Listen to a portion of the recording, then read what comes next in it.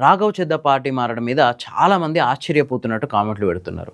కానీ ఎప్పుడైతే ఆప్ Rajya Sabha deputy floor leader పదవి నుంచి ఆయన్ని తొలగించిందో అప్పటికే అందరికీ కన్ఫర్మ్ అయిపోయింది. ఆయన బీజేపీతో నెరుపుతున్న సత్సంబంధాల కారణంగానే ఆప్ ఆయన్ని బయటికి గెంటేసింది. అంతే తప్ప ఆప్ ఆయన్ని బయటికి గెంటేయడం వల్ల ఆయన బీజేపీలో చేరలేదు.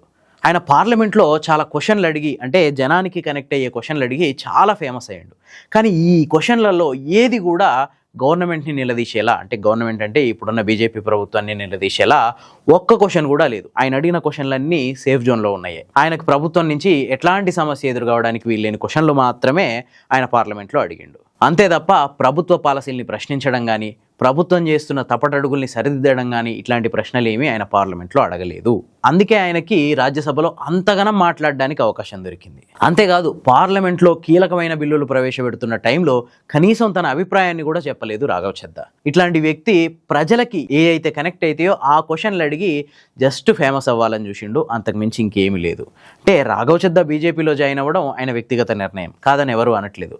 కానీ ఏ పార్టీనైతే ఆయన గుండాగళ్ళ పార్టీ, రౌడీల పార్టీ, చదువుకోనోళ్ళ పార్టీ అని తిట్టిండో ఇప్పుడు అదే పార్టీలో ఆయన జాయిన్ అవ్వడం చూస్తుంటే నిజంగా నవ్వొస్తుంది. చాలా మంది ఏమంటారంటే రాఘవ్ చెద్ద బీజేపీలో చేరడం షాక్ గురి చేసింది అంటున్నారు. కానీ ఇది ఏది ఎవరిని షాక్ గురి చేయలేదు. ఆల్మోస్ట్ ఆయన పార్లమెంట్లో ఆయనకు విపరీతమైన టైం దొరికి ప్రభుత్వాన్ని ఎట్లాంటి ప్రశ్న లేకుండా కేవలం కొన్ని సామాన్య జనానికి కనెక్ట్ అయ్యే సేఫ్ జోన్ క్వశ్చన్స్ వేసినప్పుడే అందరికీ అర్థమైపోయింది ఈయన బీజేపీ వైపు వెళ్ళిపోతున్నాడు అని చెప్పి. ఆయనదేమీ సడన్ షిఫ్ట్ కాదు, ఆయన ఒక వ్యూహం ప్రకారమే బీజేపీలోకి వెళ్ళిండు.